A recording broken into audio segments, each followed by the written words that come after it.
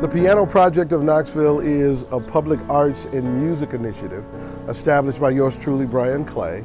I'm a pianist and a recording artist. I've played since I was 4 or 5 years old. The story is I was visiting my hometown, Atlanta, with my wife, and we were doing the touristy stuff that you don't normally do when you live in a city. So we visited the Georgia Aquarium, we went to Centennial Park, the Coca-Cola Museum, and one of our stops was the King Center. And while we were visiting the King Center in an outdoor space, there sat a piano, a beautifully painted piano. And there was a kid, maybe 10 years old, playing this piano. So I listened to the kid play for a while. When he got up, I sat out, I played for a while. And then the two of us engaged in a conversation about playing piano. He hadn't played much at all, was still learning. I told him I had played for a long time, keep on working at it.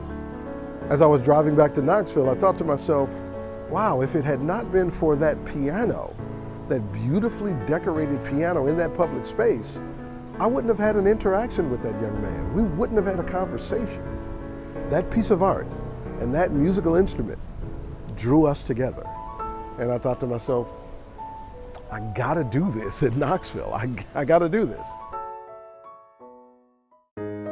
The concept is pretty simple. You get a bunch of pianos, you get them decorated by artists or community groups, and then you place them in public so that the community can engage with the instrument, with the artwork, and with each other. So this thing is truly interactive. It's much like what we see in today's social media, where some folks are actively engaging, they're posting statements and pictures, and other folks are passively engaging, they're watching what happens. Well, the Piano Project of Knoxville is just that. Some will actively engage. They'll sit down on the instrument and they'll play. And others will passively engage. They'll sit down and listen to the folks that are playing. But the point is, community happens and interaction happens, and it's incredible. And the engagement goes even further than that. We will have piano buddies, piano ambassadors, people who live and work near a piano in its public space, and they'll care for the piano. If there's inclement weather coming, they'll be provided a cover to make sure that the piano isn't damaged. So of course the pianos had to come from someplace. My first search, my initial search for instruments was digital and social media marketplaces, and I was able to find some wonderful instruments. But as soon as a hint of the project got out, I've had so many people wanting to donate instruments, and I'll have a call for donated instruments when the next phase of the project happens. I've also commissioned several extremely talented artists, gave them a blank slate and said, hey, just create, and they did.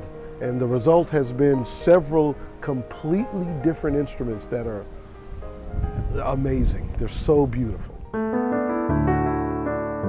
Well, you always hope that what you do creatively has a lasting impact.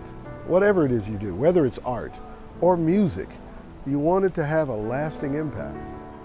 And the fact that I'm in a position to make this happen in Knoxville, in my community, makes me so happy. I'm incredibly humbled. It's the Piano Project of Knoxville, and I want you to be a part of it.